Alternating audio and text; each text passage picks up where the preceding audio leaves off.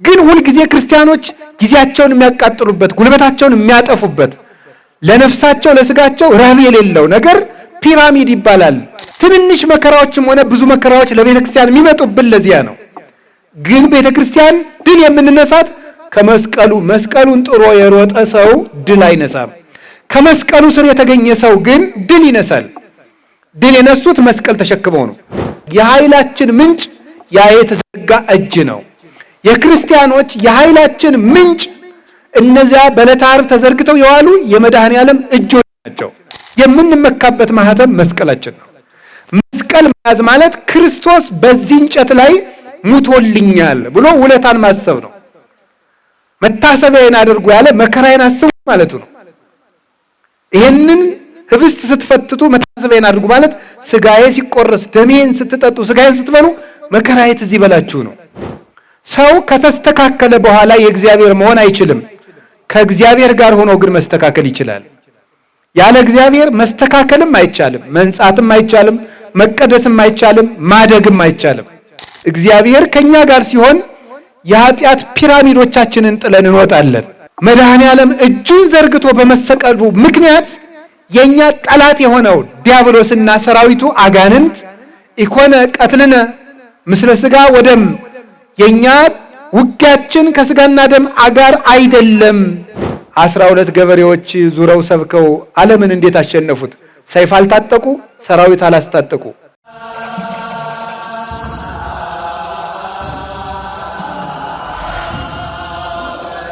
የጻድቃን የደናግል የመነኮሳት ረድኤታቸው በረከታቸው አይለየን።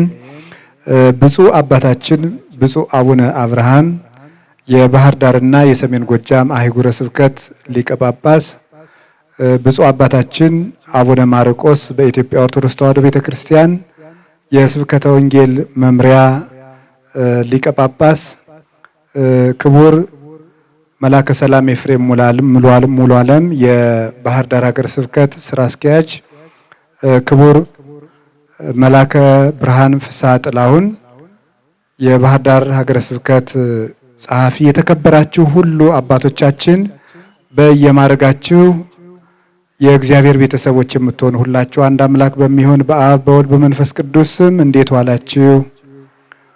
እንደምን ሰነበታችሁ? እንደምን ቆያችሁ? ቸርነት የባህሪ ገንዘቡ የሆነ ፈጣሪያችን እግዚአብሔር ለዚህ ሰዓት ስላደረሰን ስሙ የተመሰገነ ይሁን። እንኳን አደረሳችሁ ሁላችሁንም። እግዚአብሔር በመካከላችን ተገኝቶ እንዲያስተምረን ቅዱስ ፈቃዱ ይሁንልን። ሀበይት ረአስ መስቀል ህየ መዊ፣ መስቀል በተተከለበት ኃይል አለ፣ ድል መንሳት አለ። ሁላችሁ አንድ ጊዜ መስቀል በተተከለበት ኃይል አለ በሉ እስኪ ድገሙ። መስቀል በተተከለበት ኃይል አለ። 3 ጊዜ በሉ። መስቀል በተተከለበት ኃይል አለ። በዚህ ኃይለ ቃል ነው የምንማማረው። አማርኛው ሲተረጎም ዘቤውን ተከትሎ ሲተረጎም ድል መንሳት አለ ነው የሚለው። ኃይል ብዬ የተረጎምኩት መገለጫው ነው ድል መንሳት እና ለዚያ ነው ተረፈ ቄርሎስ የሚባል መጽሐፍ ምዕራፍ 11 ቁጥር 5 ላይ የምናገኘው ኃይለ ቃል ነው። ፈርሞን የሚባል ሀገር ሊቀ ጳጳስ የሚሆን አንድ ሊቀ ጳጳስ የተናገረው ትምህርት ነው። ይህ ሰው ወይም ይሄ ቤተ ክርስቲያን ሊቅ ከ200 ሊቃውንት አባቶቻችን ሊቃነ ጳጳሳት አንዱ ነው። በ431 ዓመተ ምህረት በቤተ ክርስቲያን ላይ ፈተና ሆኖ የተነሳውን የንስጥሮስን ክህደት ተከራክረው በብሉያትና በሐዲሳት መከታነት በሀብተ መንፈስ ቅዱስ ተመርተው እግዚአብሔር ገልጦላቸው ድል ከነሱ ሃይማኖት ካቀኑ አባቶቻችን አንዱ ነው። በዚያ ጊዜ ተገኝተው ሰኔ 21 ቀን ተከራክረው ረተው የቀኑ አቆጣጠር በምስራቃውያንና በእኛ ወደ ኋላ ወደፊት ይላል። ተሰብስበው ረተው የተመለሱ አባቶችን ጽሑፍ ቅዱስ ቄርሎስ ከራሱ ድርሰት ጋር አንድ አድርጎ ሰብስቦ አስተጋባይ ሆኖ አድርጎታልና ይህ ቄርሎስ ይባላል እና በዚህ መጽሐፍ የፈርዖን ሊቀ ጳጳስ የሆነው አባት ሲናገር ሞኦ አማሌቅ እስራኤል ለአማሌቅ ይላል። ሞኦ እስራኤል ለአማሌቅ፣ እስራኤል አማሌቅን ድል ነሱ፣ አቸነፏቸው ይላል። እነሱ ንስጥሮስን ለምን ድል እንደነሱትና ተከራክረው እንደረቱት እንደምታውቁት በዓለመ መላእክት ትልቁ ዘንዶ መላእክትን አውኳቸው ነበረ። የዚያን ጊዜ በቅዱስ ገብርኤል በቅዱስ ሚካኤል መሪነት ሊቃነ መላእክት እየመሩ በምስጋናቸው በኃይለ እግዚአብሔር ዘንዶውን ተዋግተው ጥለውታል ይላል። ሁለተኛ ግን ዲያብሎስን ተካክሎ የተነሳ ትልቁ ንስጥሮስ ስለሆነ በዚህ ምክንያት ንስጥሮስ ሐዲስ ከይሲ ይባላል። አዲሱ እባብ ይባላል። አዲሱ እባብ ምክንያቱም የመጀመሪያው እባብ መላእክትን ተዋግቶ ኋላ አዳምና ሔዋንን ከይሲ ለብሶ ድል ነሳው ዲያብሎስ ነው። ሁለተኛው ደግሞ አዳም የዳነባትን ምክንያተ ድኂን ድንግል ማርያምን የነገረ ድህነት ሱታፊዋን የሚያቃልል የኢየሱስ ክርስቶስን የባሕርይ አምላክነት የሚክድ ስለሆነ አዲሱ እባብ ብለውታል እነ ቅዱስ ቄርሎስ። በዚያ የእባብ ጠላት አለው። ጠላቱ ደግሞ ዋልያ ይባላል፣ ወይም የበረሃ ፍየል ማለት ነው። እነዚህ የበረሃ ፍየሎች እባቡን ሰንጥቀው የሚበሉና የሚያጠፉት ናቸው እና የበረሃ ፍየል እባብ ይፈራል እና እነዚህን ሊቃውንት ተጋብኡ ኃየላት ዋልያዎች ተሰበሰቡ ብሎ ኢሳይያስ የገለጣቸው እነዚህን ነው። ዋልያ የበረሃ ፍየል የእባብ ጠላት እንደሆነ የንስጥሮስ የክህደቱ ጠላት የሆኑ ሊቃውንት እነዚህ ዋልያዎች ይባላሉ። ዋልያ ሁለት ጠባይ ነው ያለው። አንደኛው ፀጉረ ስስ በመሆኑ ውሃ ተጠሚ እንስሳ ነው። ስለዚህ በረሃ ውስጥ መኖር አይችልም። ተራራ ጫፍ ላይ ነው የሚኖረው። ከተራራው ጫፍ ይሆንና ውሃ ሲጠማው ደግሞ ታች ወርዶ ውሃ ይጠጣል። መልሶ ደግሞ ቆላው ስለማያኖረው ላይ ይወጣል። እስከሚወጣ ድረስ የጠጣው ተኖ ስለሚያልቅበት መልሶ ይወርዳል። እንዲህ ያለ ያለ ውሃ የማይኖር የውሃ ፍቅር ያለው ነው ኃየል ወይም ዋልያ። ሊቃውንትም የእግዚአብሔር ፍቅር የሚያሳሳቸውና ያለ እግዚአብሔር መኖር የማይቻላቸው እግዚአብሔር የሚርባቸው እንግዲህ እንደምታውቁት ይሄን እንኳን ምዕመናን ታውቁት ይሆን አታውቁት አላውቅም። እንደምታውቁት የሚባል ነገር ለምዶብን ነው እንጂ አታውቁትም። እና ክርስቲያኖች ከሶስት ደረጃቸው በሶስት ይከፈላል። የሚያምኑት ናቸው። የመጀመሪያዎቹ ልጆች ይባላሉ። ሁለተኛዎቹ ባሪያዎች ይባላሉ። ሶስተኛዎቹ ደግሞ ደመወዝተኞች ወይም ሰራተኞች ይባላሉ። ልጆች የሚባሉት እግዚአብሔር እርቧቸው ጠምቷቸው የሚገዙለት ናቸው። እርቧቸው ጠምቷቸው። ባሪያዎች ደግሞ የሚባሉት ገሃነመ እሳትን እየፈሩ እግዚአብሔር ገሃነም እንዳይከተኝ እያሉ እግዚአብሔርን የሚያገለግሉት ናቸው። ሰራተኞች ተቀጣሪዎች ወይም ምንደኞች የሚባሉት ደግሞ መንግስተ ሰማያትን እንዲሰጠኝ ብለው የሚያገለግሉት ናቸው። ብቻ ዋናው ግን በሶስቱ መንገድ ጽድቅ የሚሰሩ ሰዎች ናቸው።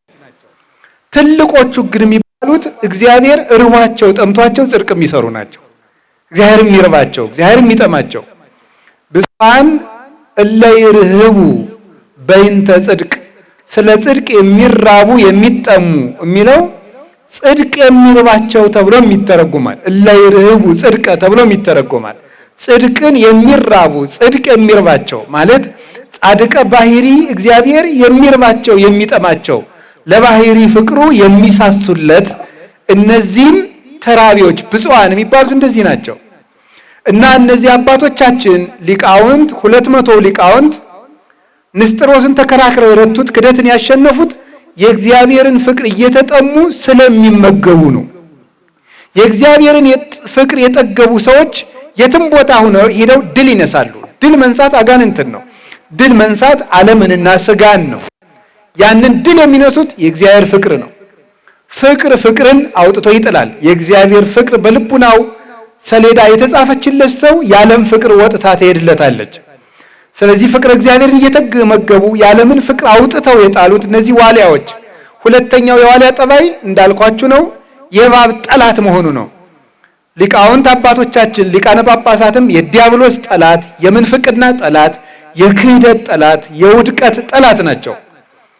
ስለዚህም ድል ነሱ እና ራሱን በእስራኤል መስሎ ይሄ ሰው በዚያ የተሰበሰቡትን አባቶችና ራሱን ማስገብቶ ይህ የፈርሞን ሊቀ ጳጳስ የሆነው አባት ምን ይላል? እስራኤልን ራሱን ወክሎና ሊቃውንቱን ሞኦ እስራኤል ለአማሌቅ እስራኤል አማሌቅን ድል ነሳ ይላል። ኦሪት ዘጸአት ምዕራፍ 17 ቁጥር 11ን መሰረት አድርጎ ነው መልሶ ይጠይቃል። እስራኤል ከግብፅ ከወጡ በኋላ ከራፊድ ተነስተው ሲሄዱ ያገኟቸው የመጀመሪያ የመንገድ ላይ ጠላቶቻቸው ናቸው አማሌቃውያን ከፈርዖን በኋላ። እዚያ በኋላ እስራኤል አማሌቅን ድል ነሱ። ማይዜ መቼ ነው ይላል። መቼ ነው ድል የነሱት? እስራኤል አማሌቅን ድል የነሱት ሶበ በአምሳለ መስቀል ተመሰለ ሙሴ።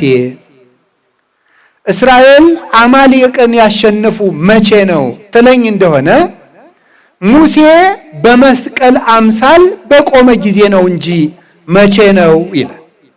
እስራኤል ያሸነፉ መቼ ነው ትለኝ እንደሆነ ሙሴ በመስቀል አምሳል በቆመ ጊዜ ይላል።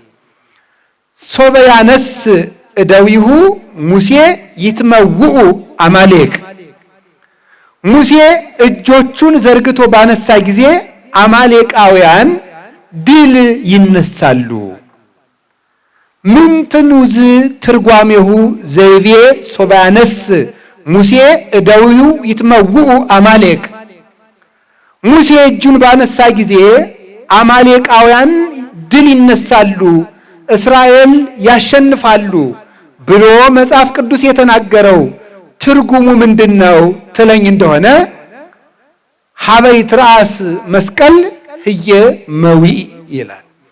መስቀል በተተከለበት ድል መንሳት አለና ብሎ ይናገራል። ቅዱስ ቄርሎስ እንዲህ ብሎ ተረጎመው። እንግዲህ እንደምታውቁት አማሌቃውያን በመንገድ አናሳልፍም ባሏቸው ጊዜ የእግዚአብሔር ቤተሰቦች እግዚአብሔር ሕዝቡን ይመራ ነበርና የሰው ገንዘብ እንዳትቀሙ፣ አዝመራ እንዳትበሉ፣ የሰው ጓሮ አትንኩ፣ ውሃቸውን እንዳትጠጡ እኔ መግባቸዋለሁ ብሏቸው እስራኤል በመንገድ አላሳልፍም ሲሄዱ አላሳልፍም ያሏቸውን ሰዎች በሉ እናንተም እንግዲህ ኃይል የእግዚአብሔር ነው ሂዱ አላቸው። የዚህ ጊዜ ሙሴን እግዚአብሔር ወደ ተራራው ጫፍ ውጣ አለው። ወደ ተራራው ጫፍ ውጣና እኔ በዚያ ካንተ ጋር እሆናለሁ፣ አንተ እጆችህን ዘርግተህ ቁም፣ ኢያሱ ድል ይነሳል አለው። የዚህ ጊዜ ሙሴ እጆችን ዘርግቶ ሲቆም እስራኤል ያሸንፋሉ። የሙሴ እጆች ደግሞ ወደ ታች ሲወርዱ እስራኤል ይሸነፋሉ። ስለዚህ የሙሴ እጅ ከባድ ስለነበረ አሮን በቀኝ ሆር በግራ ሆነው እጆቹን ተሸክመው በመዋላቸው እስራኤል ድል ነስተው መንገዳቸውን አለፉ። ግን ሁልጊዜ ክርስቲያኖች ጊዜያቸውን የሚያቃጥሉበት ጉልበታቸውን የሚያጠፉበት ለነፍሳቸው ለስጋቸው ረብ የሌለው ነገር ፒራሚድ ይባላል። ከዚያ የሚያወጣቸው ደግሞ ሙሴ ኢየሱስ ክርስቶስ ነው። የእግዚአብሔር ቤተሰቦች ካለንበት ከተጣበቅንበት ከታሰርንበት ወድቀት የሚያወጣን መድኃኔዓለም ኢየሱስ ክርስቶስ ነው። ሰው ከተስተካከለ በኋላ የእግዚአብሔር መሆን አይችልም። ከእግዚአብሔር ጋር ሆኖ ግን መስተካከል ይችላል። ያለ እግዚአብሔር መስተካከልም አይቻልም፣ መንጻትም አይቻልም፣ መቀደስም አይቻልም፣ ማደግም አይቻልም። ሙሴ ሲመጣ ብቻ ነው ያን ፒራሚድ ጥለው መውጣት የቻሉት። እግዚአብሔር ከኛ ጋር ሲሆን የኃጢአት ፒራሚዶቻችንን ጥለን እንወጣለን።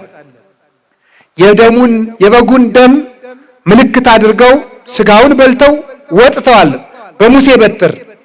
ያ በግ ራሱ ኢየሱስ ክርስቶስ ነው። ደሙም ደሙ ነው።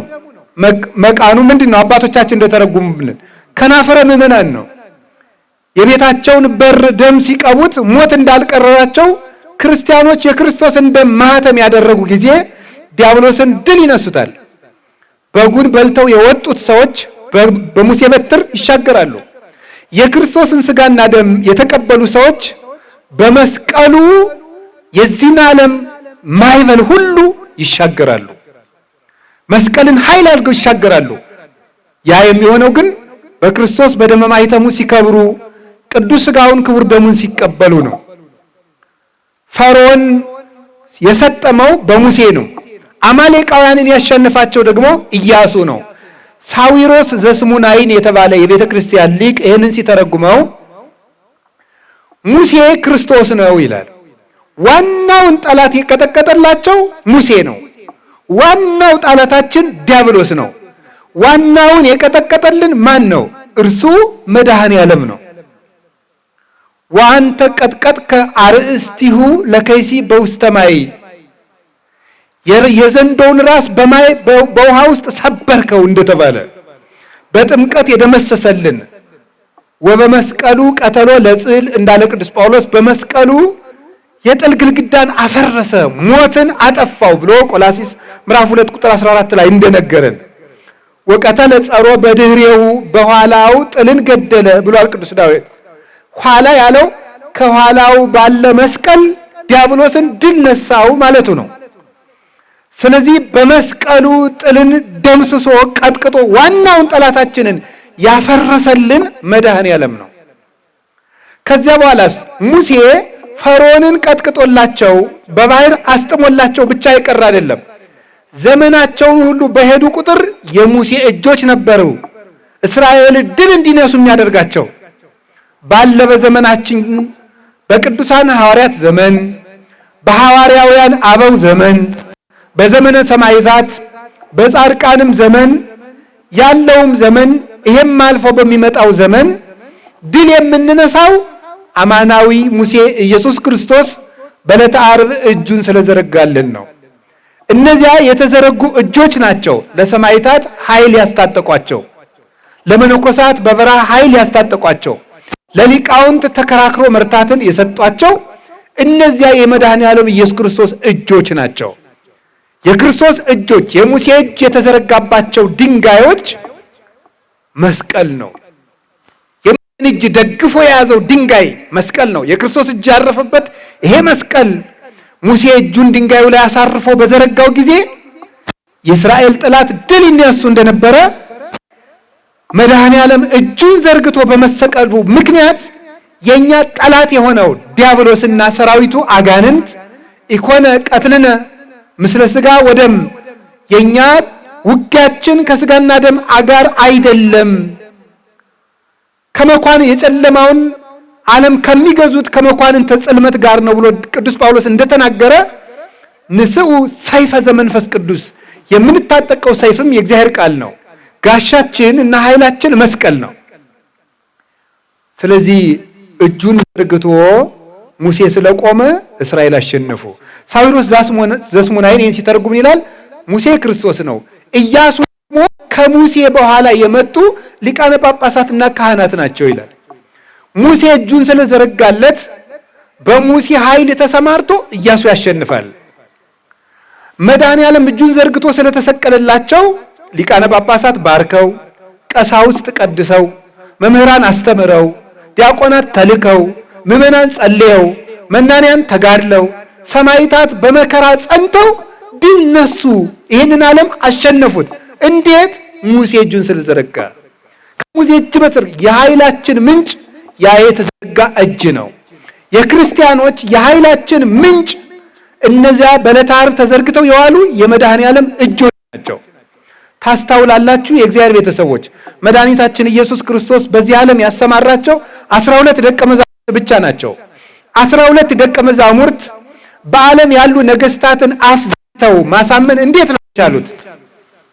የግሪክ ፈላስፎችን አፍ መዝጋትና ተከራክረው መርታት የቻሉት ለምንድን ነው ሲባል ከክርስቶስ እጅ መዘርጋት ኃይል ወጥቶ ደቀ መዛሙርቱን ይከተላቸው ስለነበረ ነው። በእውቀት ጊዜ ተከራክሮ በመርታት በመከራ ጊዜ መከራውን ጸንቶ በመቀበል ድል የነሱት የትንሣኤው ኃይል ይከተላቸው ስለነበረ ነው። ምንድነው ያለ ቅዱስ ጳውሎስ? ወሰይክዎ ለኩሉ ከመ እዳው ከመ ርብሖ ለክርስቶስ ወአእምር ኃይለ ትንሣኤሁ ለእግዚእየ። የጌታዬን ኢየሱስ ክርስቶስን የትንሣኤውን ኃይል አውቅ ዘንድ በመከራው ልመስለው ወዳለሁ። ይህንን ዓለም ሹመቱን ሽልማቱን እንደ ጉድፍ እቆጥረዋለሁ።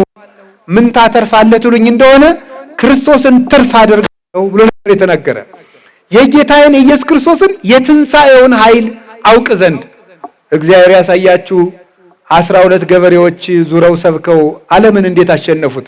ሰይፍ አልታጠቁ፣ ሰራዊት አላስታጠቁ። የትንሣኤውና የመስቀሉ ኃይል ይከተላቸው ስለነበረ ነው። መስቀል በተተከለበት ኃይል አለ። ስለዚህ በኋላ ኢያሱ እየተከተለ በሙሴ ኃይል እስራኤልን ድል ነስቶ ዮርዳኖስን አሻግሮ አወረሳቸው። ክርስቶስ በዕለተ ዓርብ ባቀረበው መስዋዕትነትና እጁን ዘርግቶ በመዋሉ ጳጳሳት፣ ሊቃነ ጳጳሳት፣ ካህናት፣ ዲያቆናት፣ ቀሳውስት እነሱ ተልከው ዲያብሎስን ድል ነስተው በክርስቶስ ኃይል ምዕመናንን መንግሥተ ሰማያትን ያወርሳሉ። በመስቀሉ ኃይል አጋንንትን አሸንፈው እኛም በመስቀሉ ድል ነስተን መንግስቱን ለመውረስ ያብቃል። መስቀል ኃይላችን ነው። በሉ እስኪ ሁላችሁ በሉ ደጋሙ እንጂ መስቀል ምናችን ነው? ኃይላችን። የምንመካበት ማህተም ነው። የምንመካበት ማህተም መስቀላችን ነው። መስቀል መያዝ ማለት ክርስቶስ በዚህ እንጨት ላይ ሙቶልኛል ብሎ ውለታን ማሰብ ነው። መታሰቢያን አድርጉ ያለ መከራዬን አስቡ ማለቱ ነው። ይሄንን ህብስት ስትፈትቱ መታሰቢያን አድርጉ ማለት ስጋዬ ሲቆረስ ደሜን ስትጠጡ ስጋዬን ስትበሉ መከራዬ ትዝ ይበላችሁ ነው። የክርስቶስን ውለታ የምናስታውሰው ይሄ መስቀል ስናይ ነው። በዚህ መስቀል ጌታዬ መስዋዕት ሆኖልኛል፣ ሙቶልኛል፣ እንደወደደኝ አውቄያለሁ ማለት ነው። በዚህ መስቀል ሞት ተሸንፏል ማለት ነው። ምስክርነትም ጭምር ነው። በዚህ መስቀል ዲያብሎስ ተቀጥቅጧል ማለት ነው። የክርስቶስን አሸናፊነት መመስከር ነው መስቀል። ይሄን መስቀል መያዝ የጌታዬን የኢየሱስ ክርስቶስን መከራ እሳተፋለሁ። ዘሐመ ምስለ ክርስቶስ ይነግስ ምስለ ክርስቶስ። ከክርስቶስ ጋር የታመመ ሰው ከክርስቶስ ጋር ይነግሳል ይላል ርቱዐ ሃይማኖት የተባለ ኢትዮጵያዊ ሊቅ። ከክርስቶስ ጋር የታመመ ሰው ከክርስቶስ ጋር ይነግሳል። መከራውን ሰው እንዳቅሙ ይሳተፋል። መንኩሶ ይሳተፋል። ትዳር ይዞ ይሳተፋል። እንዳቅሙ ሰው የክርስቶስን መስቀል ይሳተፋል። ቢሮ እየሰራ ይሳተፋል። እየነገደ ይሳተፋል። እየራበው ይሳተፋል። የክርስቶስ መስቀል ባለንበት ሁሉ እንዳቅማችን እንሳተፋለን። ትንንሽ መከራዎችም ሆነ ብዙ መከራዎች ለቤተ ክርስቲያን የሚመጡብን ለዚያ ነው። ግን ቤተ ክርስቲያን ድል የምንነሳት ከመስቀሉ። መስቀሉን ጥሮ የሮጠ ሰው ድል አይነሳም። ከመስቀሉ ስር የተገኘ ሰው ግን ድል ይነሳል። ድል የነሱት መስቀል ተሸክመው ነው። ዘይጾረ መስቀለ ሞቴ ይቅር ይጸመደኒ ያለም ለዚህ ነው። የደረሰችበትን መከራ ያልተሰቀቃት ሰው ብቻ ነው ድል የሚነሳው ብሏል። መስቀል በተተከለበት ኃይል አለ። በመስቀሉ ድል የነሱ እጅግ በጣም ብዙዎች ናቸው። አንድ ሁለት አባቶችን ልንገራችሁ። አንደኛው አባ ገብረ ክርስቶስ ይባላል። አባ ገብረ ክርስቶስ የሚባል ኢትዮጵያዊ መናኝ ነው። ሄዶ የመነነ ግን ግብጽ ነው። በረሃ ውስጥ ይኖር ነበረ። በረሃ ውስጥ ሲጋደል ከአጋንንትና ከስጋ ጋር የሚያመሰግነውን አመስግኖ የሚጸልየውን ጸልዮ ሲጨርስ ትንሽ ለስጋው ረፍት መስጠት ሲፈልግ ሲያንጎላቸው ከባዶ መሬት ላይ መሬቱን ክብ ያሰምረውና ክቡ መስቀል ላይ የአፈር መስቀል ይሰራበታል። ይሄን መስቀል የሚያልፍ የለም ብሎ ይተኛል። ሲነቃ ዘንዶ፣ እባብ፣ ጊንጥ፣ አራዊት በሙሉ ከመስቀሉ ሳያርፉ ያገኛቸዋል። እንዲህ ያለ ዘመኑ ጎጆ ሳይሰራ በሙሉ መንኖ ኖሯል። መስቀል በተተከለበት ኃይል አለ። ክርስቶስ ሙቶ በዚህ ያሸንፏል። አይሁድ በችንካር ተዋጉት፣ ክርስቶስ ግን በሞቱ ነው የተዋጋቸው። ይህ መስቀል በዕለተ ዓርብ ቆመ። ሲበቀል ግን ላይታይ ይችላል። ሲበቀል አይታይም፣ ተበቅሎ ነው የሚታየው። 36 ዓመት ከ7 ወር ቻላቸው። ስላልተመለሱ ግን ነቃቅሎ አጠፋቸው። ወነሰቶሙ ለኃያላን እመናብርቲሆሙ እንደተባለ መስቀል ኃይል ነው። አባ ጊዮርጊስ ስለዚህ መስቀል ሲናገር ይህን መስቀል የሚለው መሰላችሁ? መስቀል ረመሃ ብርሃን ረመሃ እሳት ዘይረግዞሙ ለአጋንንት ርኩሳት።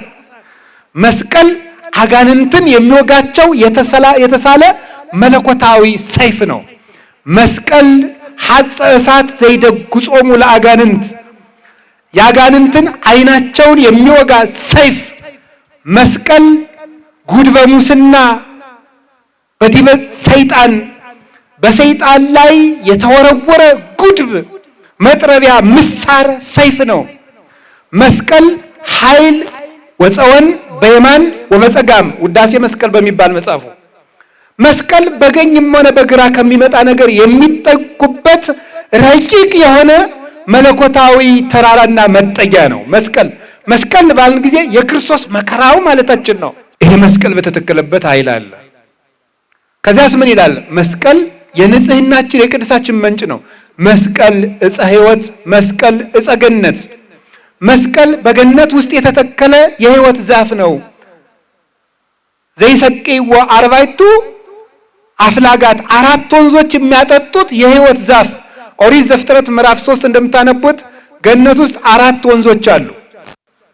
4 ወንዞች ከአንድ ዛፍ ስር ነው የሚፈልቁት። አንደኛው ግዮን፣ ሁለተኛው ጤግሮስ ኤፌሶን፣ ግዮን፣ ጤግሮስ፣ ኤፍራጥስ። አባ ጊዮርጊስ እንደሚተረጉመው ግዮን ፈለገ መዓር ነው፣ ኤፌሶን ፈለገ ወይን ነው፣ ጤግሮስ ደግሞ ፈለገ ዘይት ነው፣ የዘይት ወንዝ ነው፣ ኤፍራጥስ ደግሞ ፈለገ ሐሊብ ነው ብሎ ይነገራል። ይህ ማለት ምን ማለት ነው? አንዱ ወይን ነው፣ አንዱ ማር ነው፣ አንዱ ወተት ነው፣ አንዱ ዘይት። እነዚህ ደግሞ ከአንድ እንጨት ይፈልቃሉ ይላል። ምን ማለት ነው ይላል? ይሄ እንጨት መስቀል ነው። እዚህ ላይ የሚወጡት 4 ወንዞች 4 ወንጌላውያን ናቸው። በሁለተኛ ትርጉም ግን ራሱ ኢየሱስ ክርስቶስ ነው 4ቱን ወንዝ ወክሎ መስቀሉ ላይ የፈሰሰው ይላል። ምንድን ነው? ማር ጣዕም አለው። ክርስቶስም መራራውን ዓለም ያጣፈጠ ነው። እዚያ ወተት አለ። አንድ ወንዝ ወተት ነው፣ በወተት ይመሰላል ማለት ነው። ክርስቶስም ነፍሳትን የሚያሳድጋቸው መለኮታዊ ምግብ ነው። መለኮት የተዋሃደው ስጋውና ደሙን ነው። አሳዳጊ ነው ክርስቶስ። ኃጥአንን ከባዶነት እስከ 10ኛው ማዕረግ የሚያሳድጋቸው፣ እሱን እስኪመስሉ ድረስ የሚያሳድጋቸው። አንደኛው ወንዝ ወይን ነው። ክርስቶስ የዓለም ሁሉ ደስታ ነው። የመላእክት ደስታቸው፣ የነቢያት ደስታቸው። ቅዱስ ጳውሎስ ተፈስሑ ዘልፈ በክርስቶስ እንዳለ ወይን ነው። ዘይት ነው ይላል። አንደኛው ወንዝ ዘይት ነው። ዘይት ዝገትን ያጠራል። የክርስቲያኖችን ዝገታቸውን ወልውሎ የሚያጠራላቸው እሱ ኢየሱስ ክርስቶስ ነው።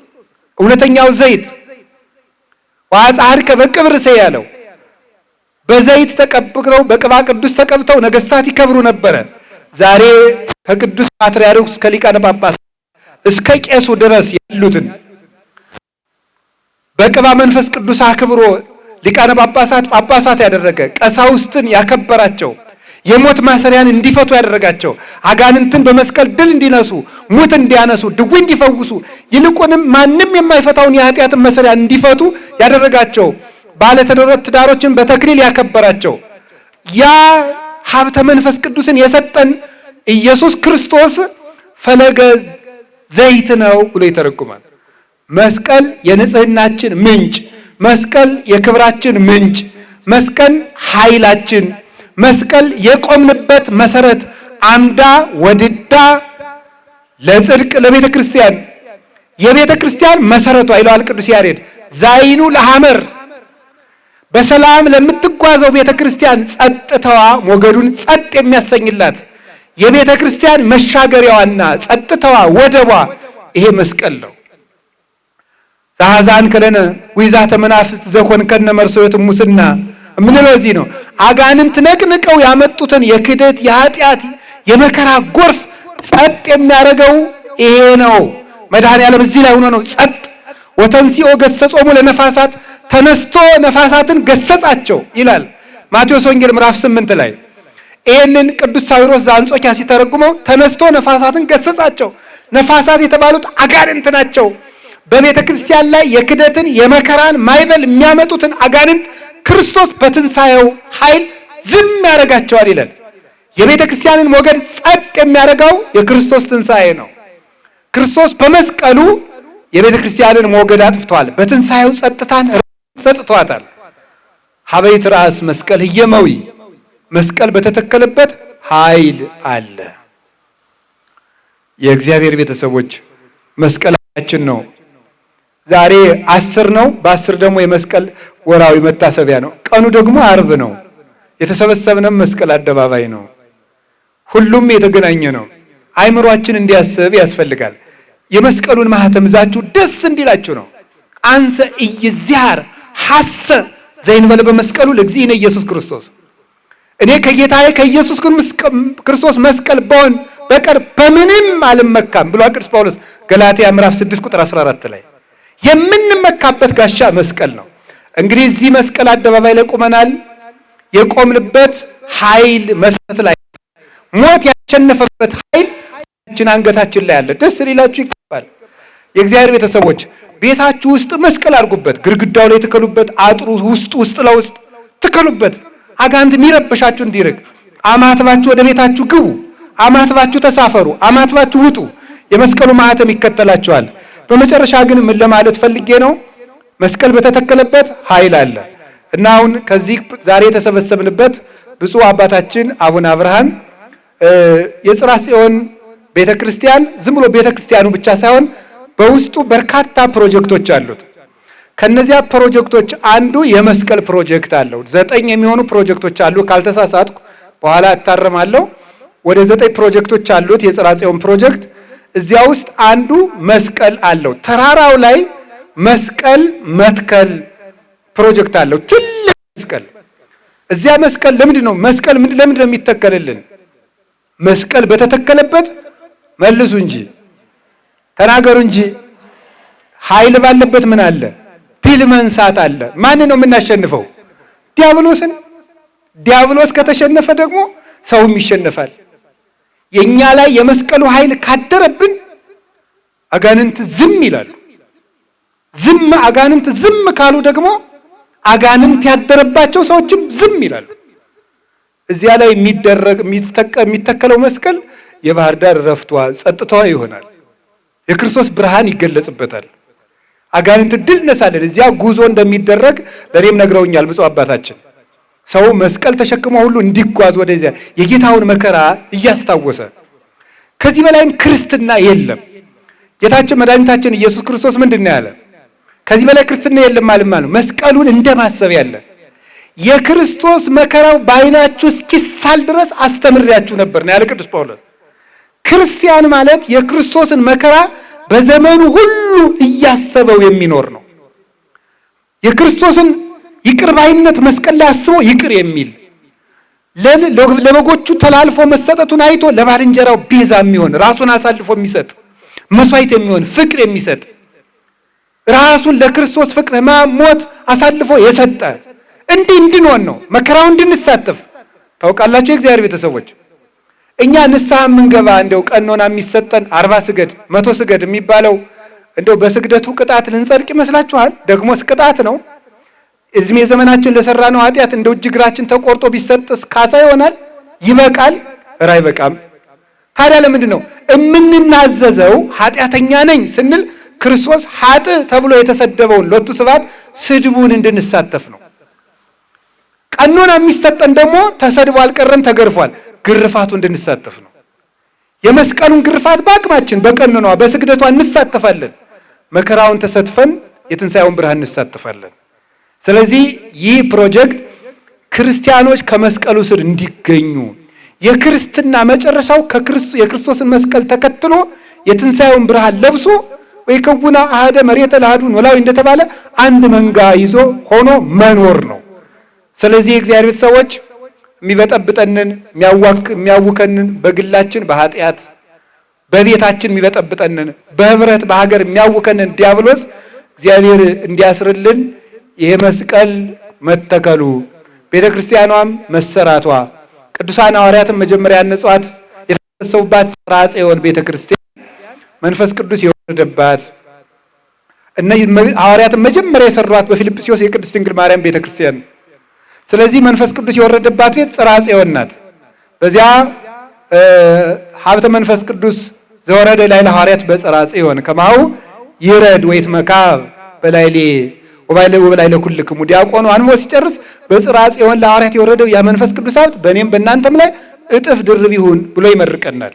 ያንን ለማስታወስ ሀብተ መንፈስ ቅዱስ እንዲያድርብን ከመስቀሉ ጋር እንድንታረቅ እግዚአብሔርም ይቅር እንዲለን የእግዚአብሔር ቤተሰቦች እንዲያው ይሄን ሁሉ መንጫጫታችን እግዚአብሔር ወደ ይቅርታ እንዲመልስልን መስቀሉ እንድናስብ ንስሐ እንድንገባ ያስፈልገናል።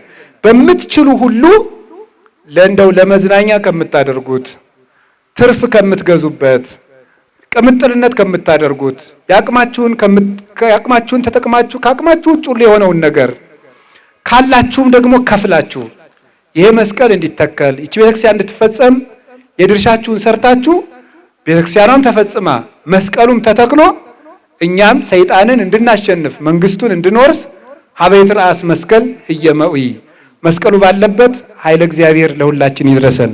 ወስብሐት ለእግዚአብሔር። ይቆየን።